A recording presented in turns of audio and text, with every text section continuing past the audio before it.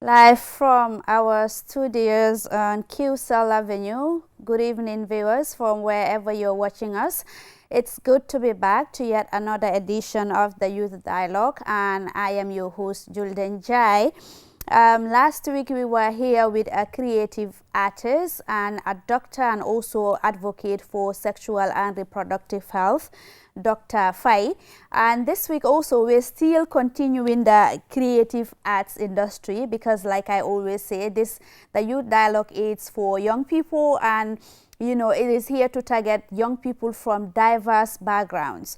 So for these weeks we are going to focus on the creative sector, and to celebrate Gambian young creative artists who are doing so well in their various fields. So today we are going to celebrate a very young, vibrant person in the name of Martha Mendy. She's a 21-year-old, and she started her craft at home during holidays. She was bored, and then she decided that she's doing something, and not knowing that is her craft, or that idea it's going to take her to something that is so creative, that is so unimaginable, on something that she cannot imagine that she will do it. So basically, what started as a simple drawing during a holiday has now placed a 21-year-old Martha Mendy among a growing number of young Gambian creatives using talent and determination to tell stories through art. The latest personality to be celebrated is no other than the chairman and CEO of the Q Group, whose portrait presentation has once again drawn attention to the talent and determination of young Gambian artists. Now, during the presentation, Mohamed Jah, the chairman of the Q Group, applauded the artist's creativity and determination by gifting her, of course, a laptop, a Wi-Fi router, and a scholarship to support her presentation or to support her education. Here is a presentation of that.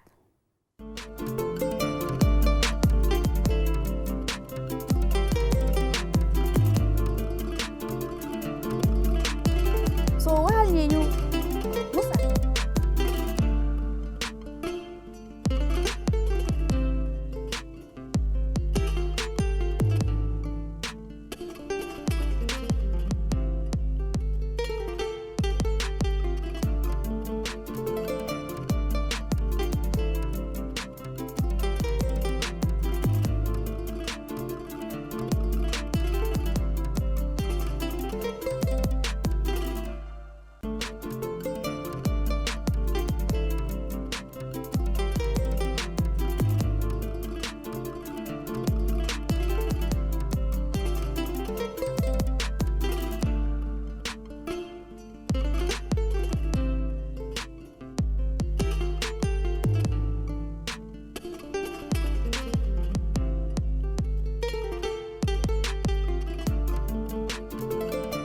It's a great honor to meet you. I'm so excited and able to meet you.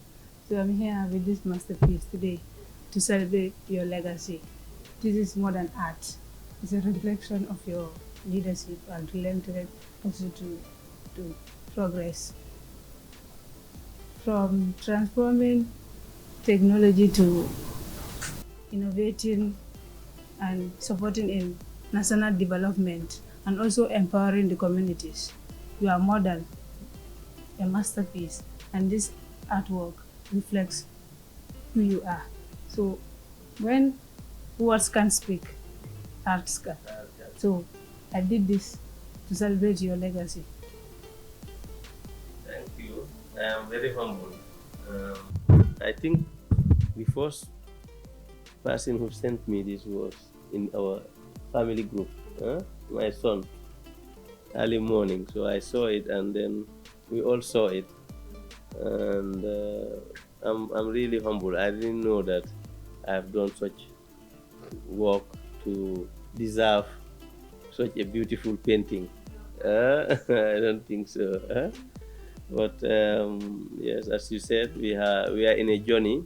Maybe we are just starting, but a lot of things are coming on the way. So I want to thank you for the time you took to do this beautiful. I think the picture is more beautiful than the reality. But my wife can judge that. I was actually touched that it was a young person that did this, and it's a lady. So we are very, very happy, and we are very honored by this painting, and we wish that this will be a big. It looks like you're just starting your art career, and we hope that this you will go places with this. So we are praying for you. Just keep pushing.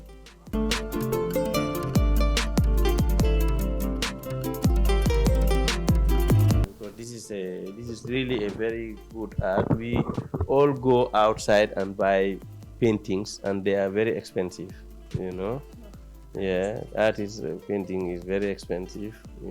If you come to our home, we have a lot of paintings, and also when you go to even the shops here, the furniture shops and so on, they sell you paintings from outside, and you can do better. So don't concentrate only on painting few people.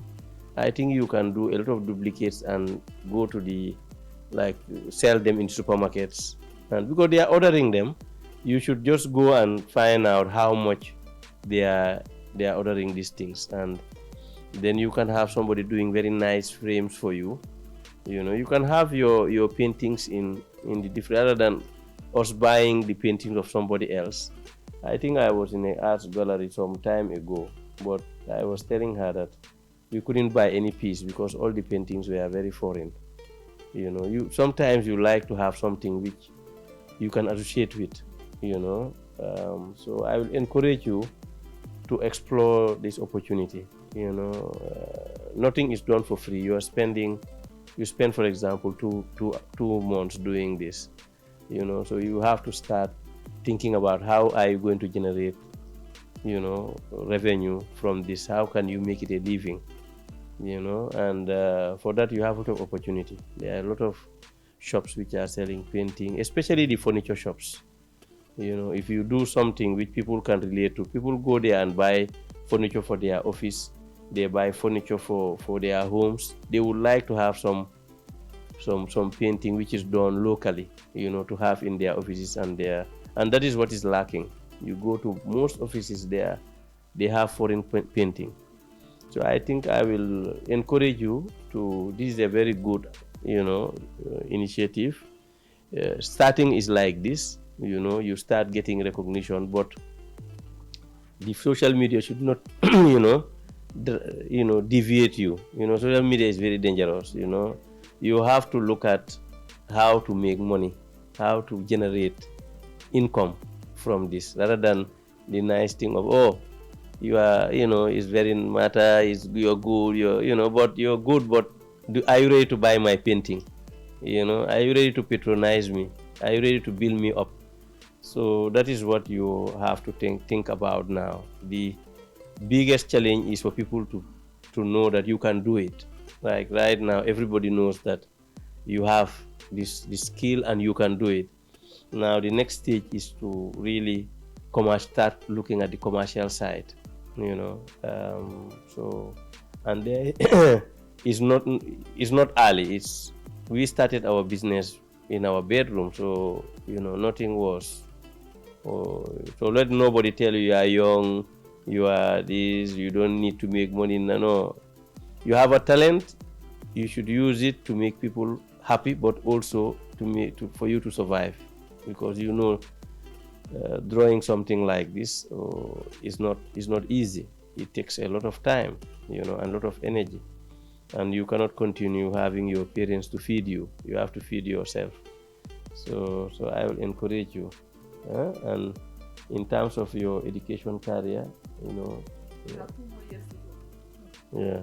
So when you send her your credentials, then we will pay for you, and then we will also give you a router, internet, free router with internet, so that you can also go online and have more tutors, to learn more about what you're doing. Whatever we can do to encourage you. And a laptop, huh? We give her also a laptop, huh? All right, no problem. It's enough. We don't want us to add. Yes. You don't have a laptop. Okay. Yes. So we'll give you a laptop and we'll give you a router to use. You don't pay for it.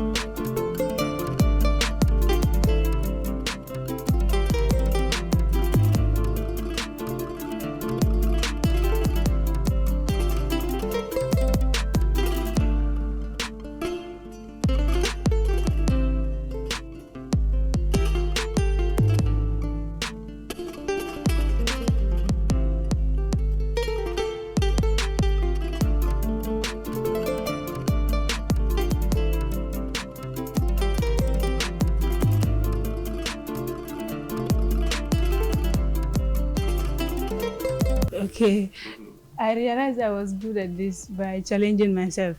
I sat one morning, so I was just going through my gallery. I saw a picture of an artist on a flyer, and I was like, this picture would be so nice to draw.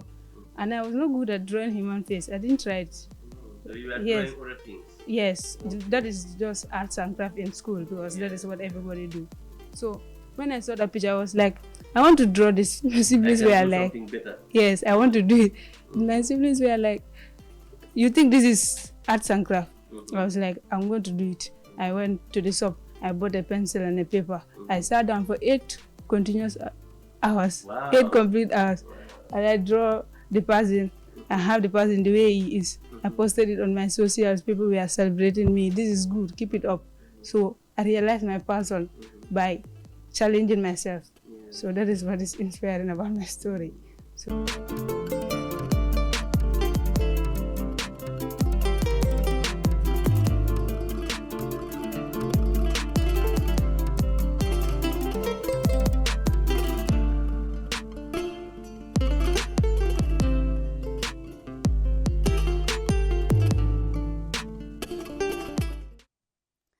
Welcome back. If you're just tuning in, this is the Youth Dialogue, and of course the video that you just watched there is Martha Mendy. She's a 21-year-old artist, and she's doing amazingly well in her sector. As you saw there in the video, that was the portrait of the CEO and the chairman of the Q Group, Mohamed Jah, and of course, she also drew a lot of, other personalities in the name of even His Excellency, the President, the First Lady, and other personalities in the country here. So she has done extremely well, and she started after her grade 11, during holiday, she was bored, and then she decided to do something just to actually make herself engaged, not knowing that this is going to lead her to something transformative and something creative. So that is Martha there. Her story is so inspiring, mashallah.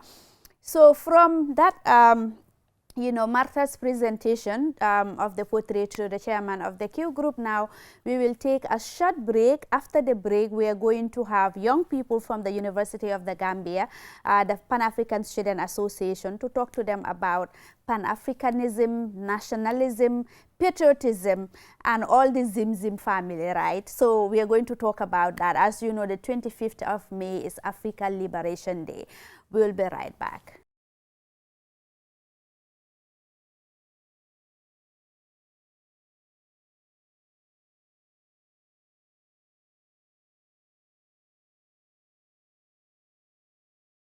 Welcome back. That was a video of the founding of the OAU, now AU, and also the concept of Pan-Africanism.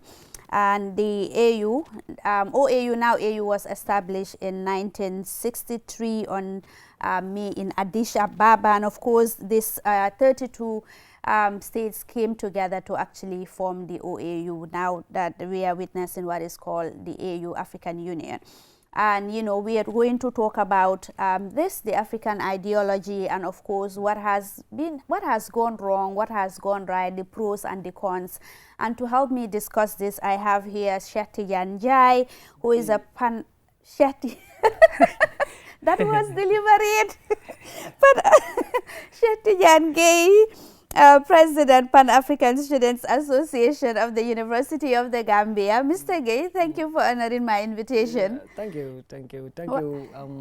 good evening to all of you, and we are happy to be here with my guy. Well, no, rectify. You don't have to give me that surname. It's the best surname. You know, when you look at the category, you know, gay comes before Njai. You should be proud that I am calling you Njai. I cannot that is because the Njaians dominated you here today. No. Go and look at the history of gays and Njais. You will understand that you have gay as the nobles and Njais as the Oh my, now you guys be the judge. Be the judge of that. Okay, thank you very much. Yeah. So I have with me Ehsan Njai, who is also a member of the Pan-African Students Association of the University of the Gambia. Mr. Njai, thank you for coming. Thank you so much, Julde, and good evening to your viewers and to my colleague here. I believe, you know, we are going to discuss so many things in regards to that. Absolutely. Yeah, and I will tell him that, you know, we are the boors. So in as much as, you know, it's concerned, yeah. So thank you so much once again. Thank you. You ne Bah Njai, Bour Njai. We have in Njai Ganar, you know. Musa Njai la Santa. But don't worry, you ding ma prompt ma def a story or a program specifically focusing on these things.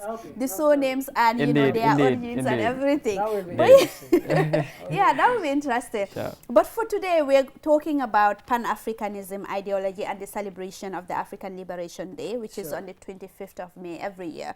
And as you heard from that video, the reason why they set up the African Union was first setting up a common market for you know, the African continent, African currency, monetary union, you know, common policy and purpose, and of course the most important thing, Africa must unite. Sure.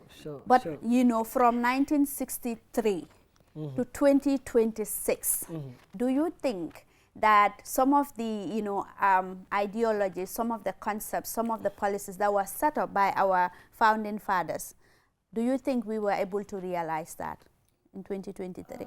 Yeah, I don't know what you mean whether we are united, but unity can be discussed on different angles. Right. However, I will agree with you that we need to rebrand the way we describe unity and African Union. Okay.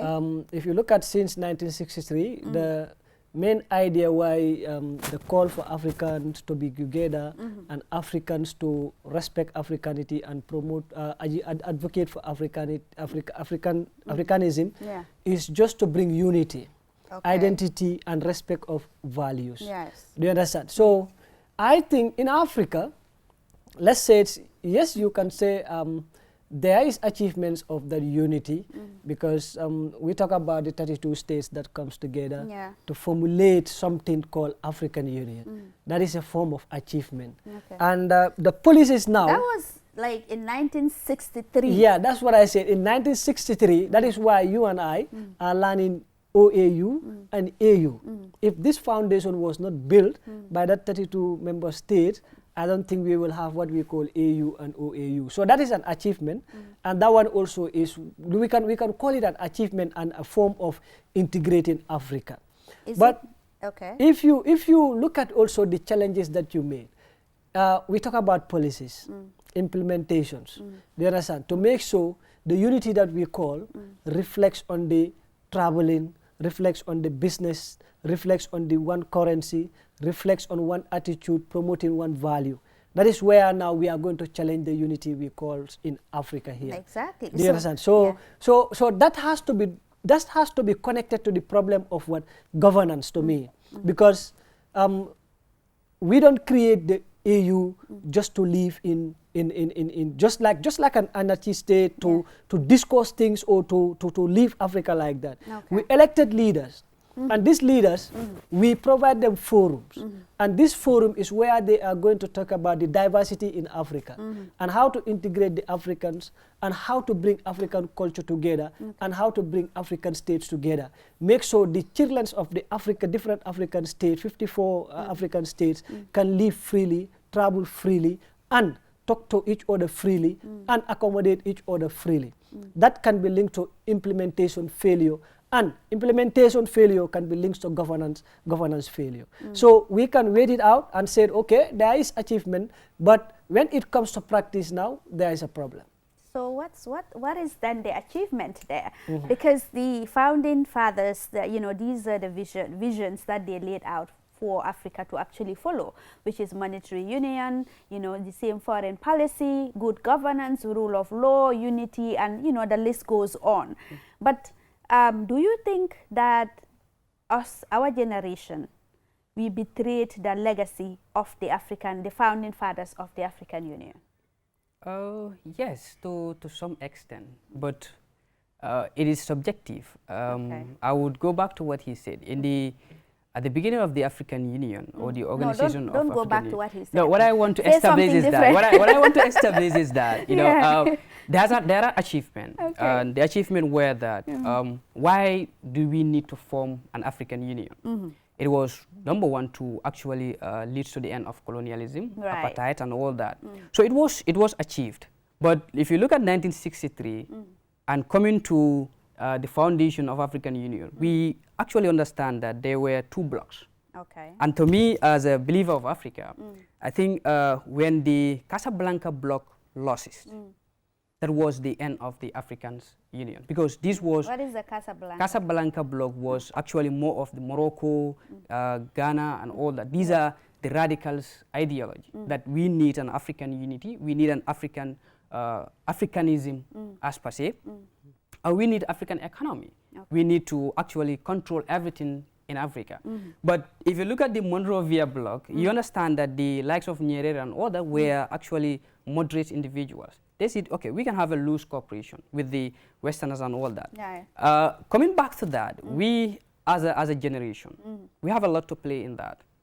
We understand that the founding fathers have laid the foundation for us to have, for us to be liberated. The forum, yeah. The forum and all that. But are we really doing what is needed for us to achieve African liberation in practice? This is the question where it is. And it might include both the political will of the governance or the governments of African countries. Right. Yeah, we know, I will reference just the recent conclude Africa Forward Summit in Kenya. Yeah.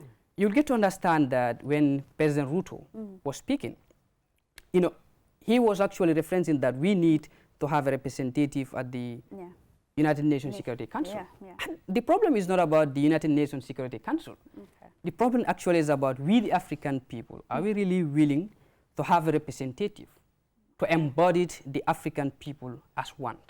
Okay.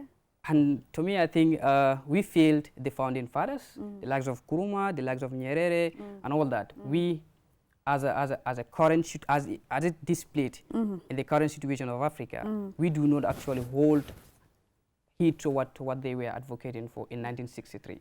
Yeah. So that is another thing. That is another thing. Okay, now let us go back. Okay, we have gone back. Okay, yeah, because we started the conversation on a deep, note. What does that mean, and whether we failed or whether we've not failed, the policy tools when it comes to governance. But now you, as a young African advocate, someone who is a Pan-Africanist, what does the African Liberation Day, what does that mean to you? Yeah, it means a lot to me, because if you look at Africa, Africa has a long journey, even before the Pan-African movement fight started by Marcus Garvey and others. Right. It took them 40 years plus before they can come to the conclusion of making sure there is this thing they call Pan-Africanism. Okay. So after the formations of the OAUT, you have people like Nkrumah, Amilcar Cabral, Sekou Touré, Thomas Sankara, who also did well in trying to make sure Africa is connected. Do you understand? Now, we link to African Liberation Day. One will understand that it has to do with a moment when Africa realized that, look, we have to take ourselves, control our resources, and stop the exploitation. This is the idea of the African Liberation Day. Because thinking and having the mind that, okay, somebody is exploiting me. Yeah. I have to stop that exploitation. Somebody is colonizing me. I have to stop that colonization.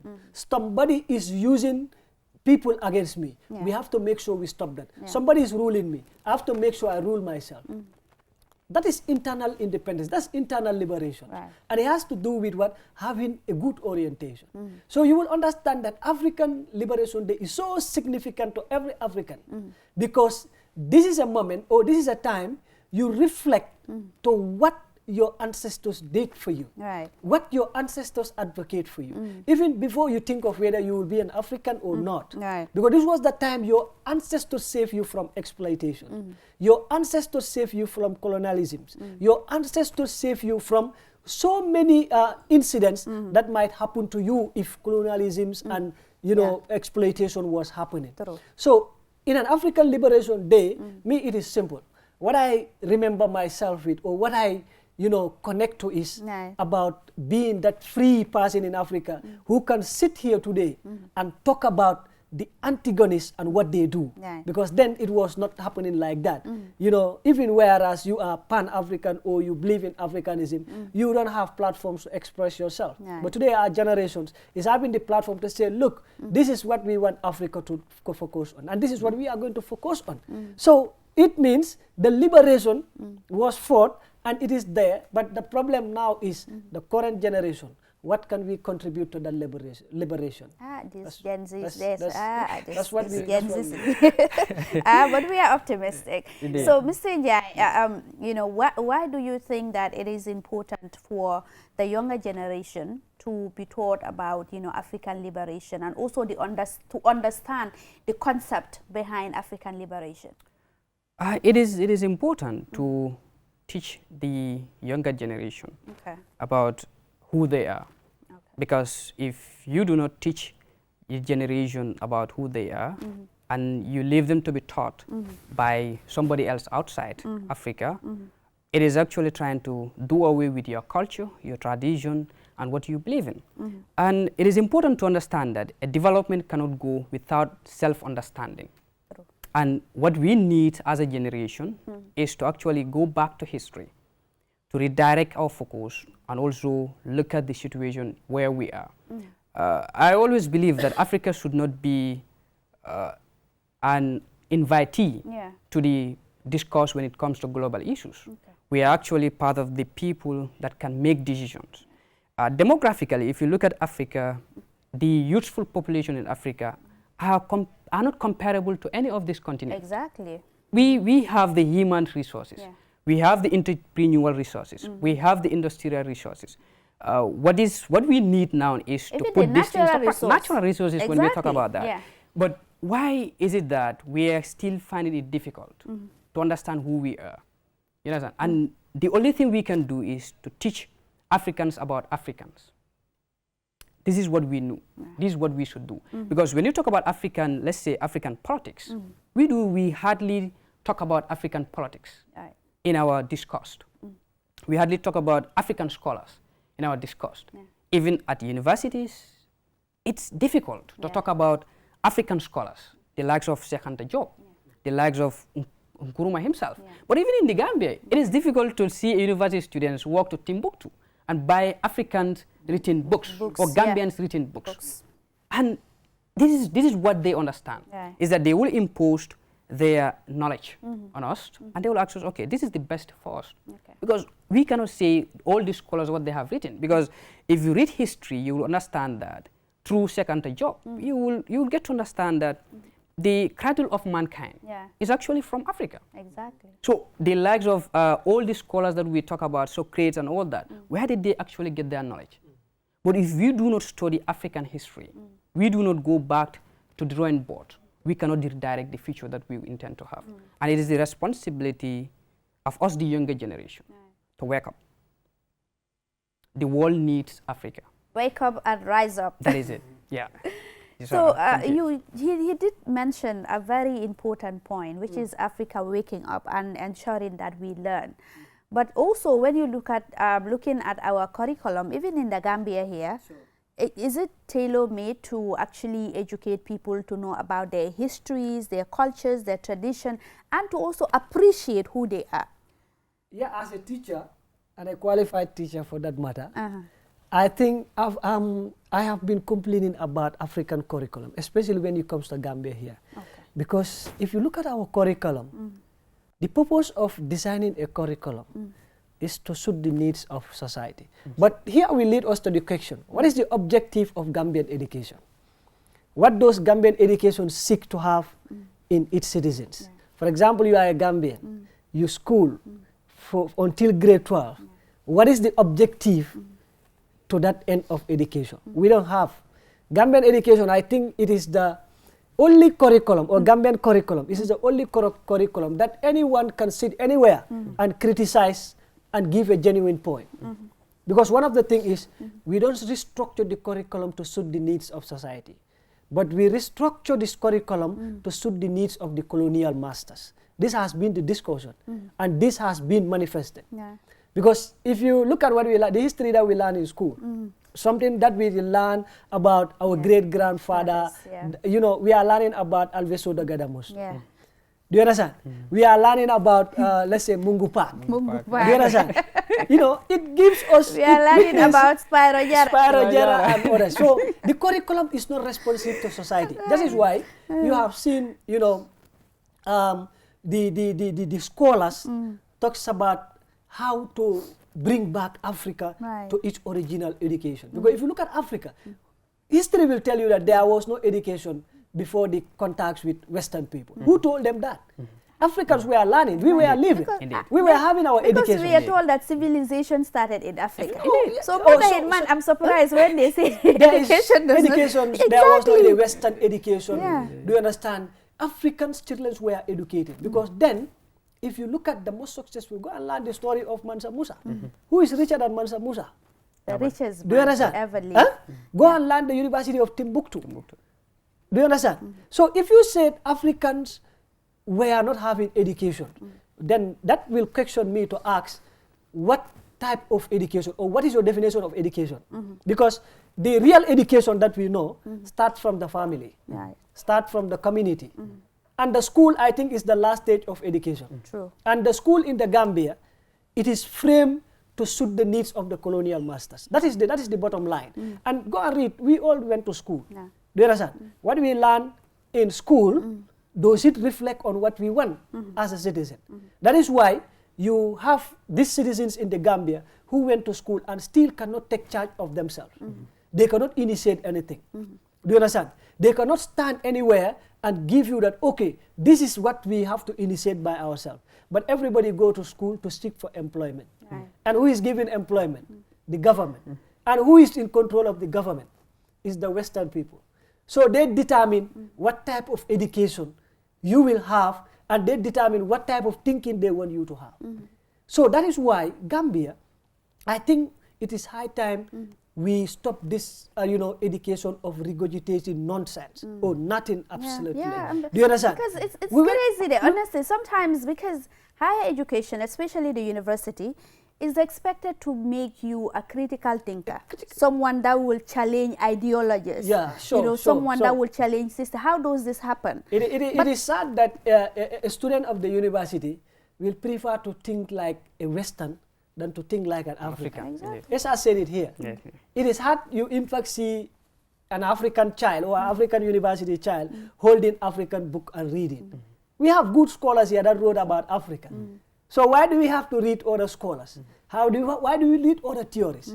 And if you said, okay, the African man will go and tell you, okay, I believe in democracy, I believe in socialism, I believe in communism. Do you understand?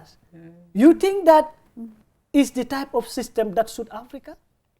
You think democracy is the problem of Africa? You think democracy is the one that will bring Africa to the poor state that we are, or to the predicaments that we are? Do you understand? Go and study democracy. Look at countries that are called democratic in Africa. Whether they are democratic in principle. Principle. But what does democratic pay them? What dividend did they have of practicing democracy? Do you understand?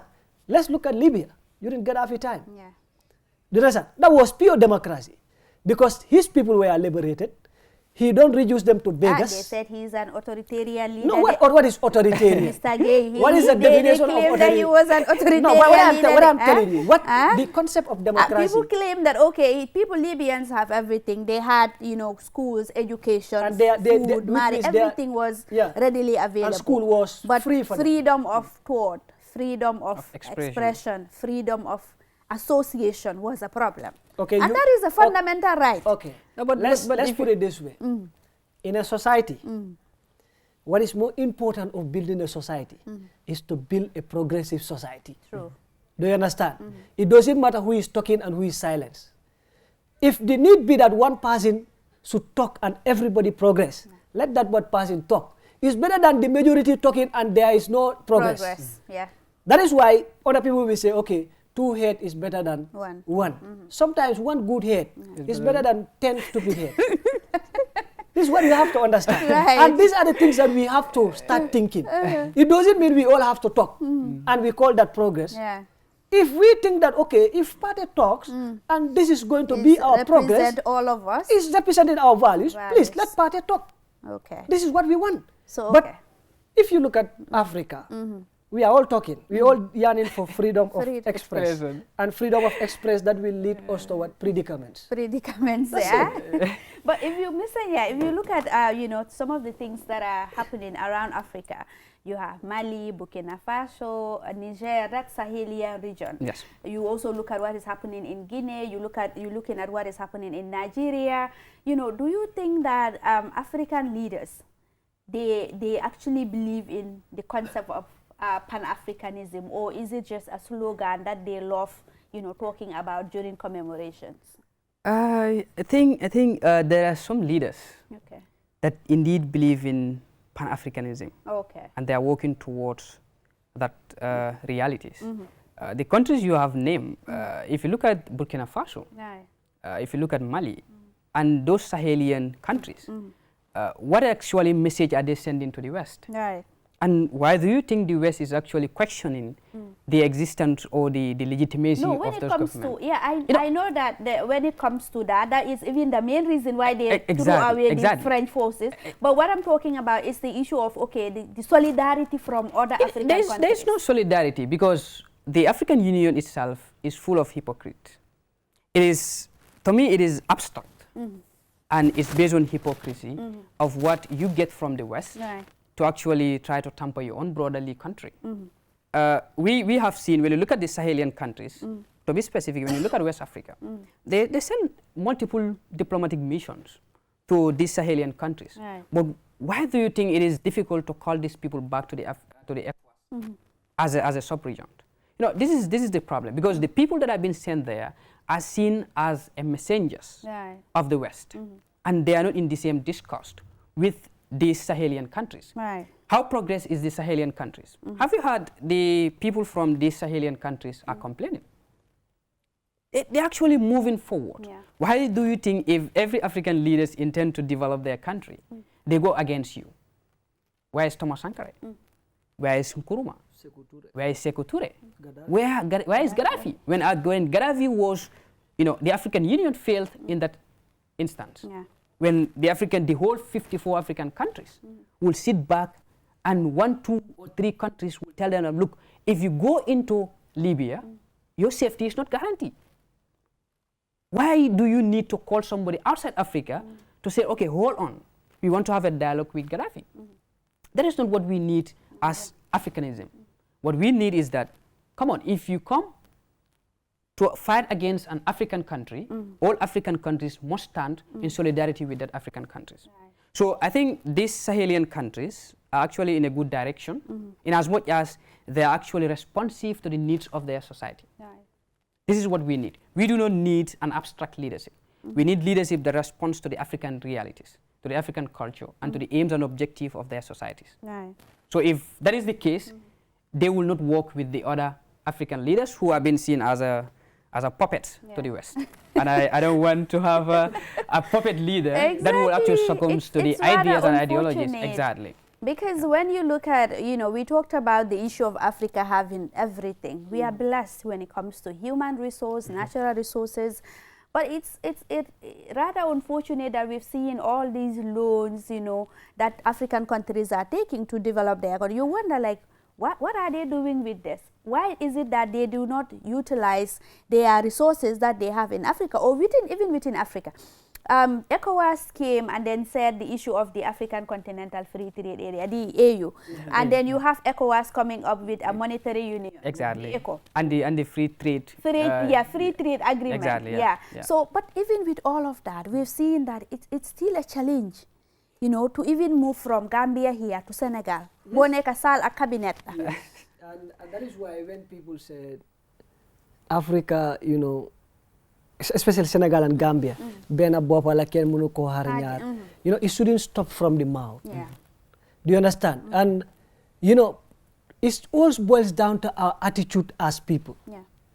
For example, let's talk about our leadership. The way African people elect leaders, the way African people believe that this is government and this is how we elect leaders. Right. Do you understand? Fine, we have our individual diversities, tribes, just like the way Western people created it.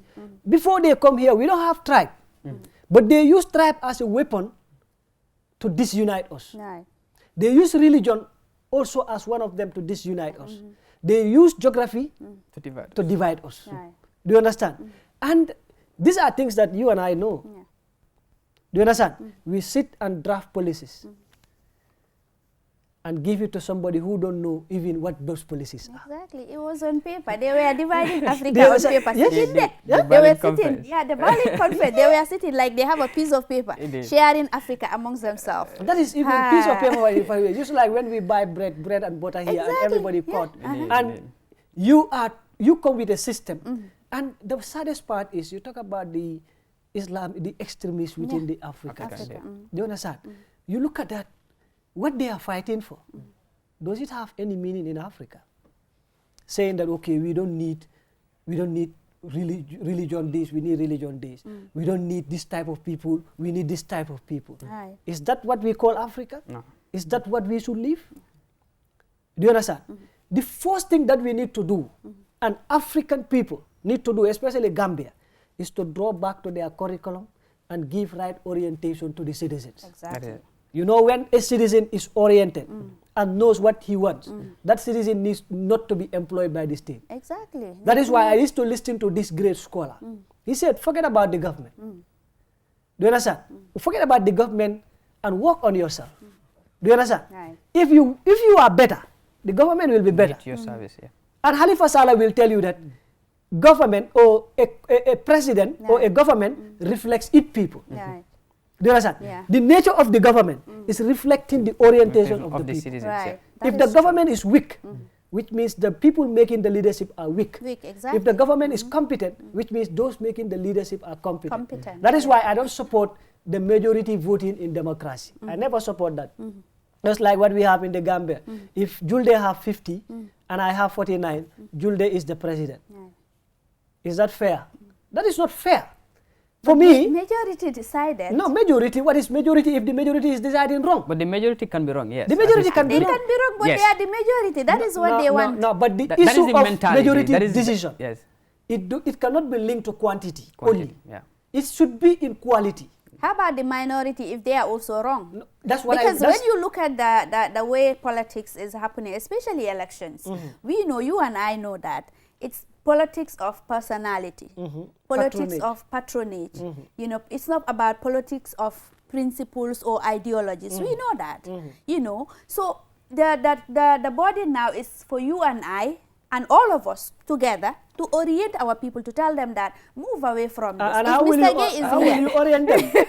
Let's say, Exactly. okay, how can you orient somebody who was born over 50 years without electricity, and all of a sudden see himself in an electricity environment? How will you orient that guy? So that's the thing. the government is Like, not working. people see these developments as a privilege. No, they are made to be seen it as a privilege. But because it's they not a are Not as a- privilege. not as It a is right, their yeah. fundamental And human rights, rights, because indeed. those projects are being delivered by the taxes that you and I are paying. But how many of us Knows are going that. back to our communities and tell give them it- this and they believe in us? You know, we have to that's- understand what that's where if the we challenge bank is. on majority making decision. For me, I don't care one person to vote and we progress as a state than having all the Gambia vote and we continue losing everything. That is why I said the majority here must not only be looked at in the point of quantity. No. Let's say, okay, we have a cadre, we have a challenge that these are the types of people that are going to vote during elections. Do you understand? And those people are going to make sure they are measured in certain criteria based on the way they are informed about making up leadership. Because you take ballot box to a community who has never seen that candidate they are voting for, but they only see T-shirts. And they are making decisions based on the picture that they saw in the T-shirts. Yeah.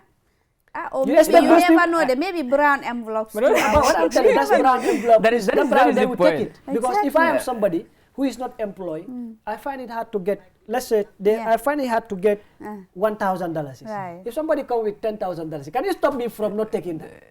That is the level of orientation we have. I think we need to restructure ourselves to look at how we actually educate the younger generation. I think lack of and ignorance would actually propel these bourgeoisies to actually hold us as vulnerable individuals. That is what it is, because if you understand somebody that is born in Sierra North, you have never seen an electricity. All of a sudden you have seen an electricity. But because of the level of orientation that you have and the difference between you and those community members, you go to the communities and tell them, look, this electricity you have is not a privilege. It's not even the work of the government, but rather it is your fundamental human right. They will tell you, you don't know what you are saying. This is brought by the government. But I think one thing is that we actually need to learn about Africa. We should teach about, Gambia, the Gambia is the worst. Because when it started, that is why I say it's important to know our history. Because Sadauda, when he was coming in independence, the British and, other nations, what did they say? Gambia was an improbable nation. Meaning? It cannot They be financed its own. It cannot question our viability. Exactly. So if we can get there and he will say no against all odds, to say no to the French, say no to Senegal to be specific, who were, there to, about our economic and military might issue, to say no to the British, and then ensuring that Gambia now we are independent and sovereign country, obviously, come on. No, but Tijan Salah taught us about how sovereign we are. If you look at the way he designed explained our economy. If you look at 1945, you look at the Gambian economy, you look at how we were progressing and how those people were living. It different from 2016 of Gambia, where we in fact have the people that are educated than those people. So that is why I question the type of education we have. Because in 1945, we were doing better than today.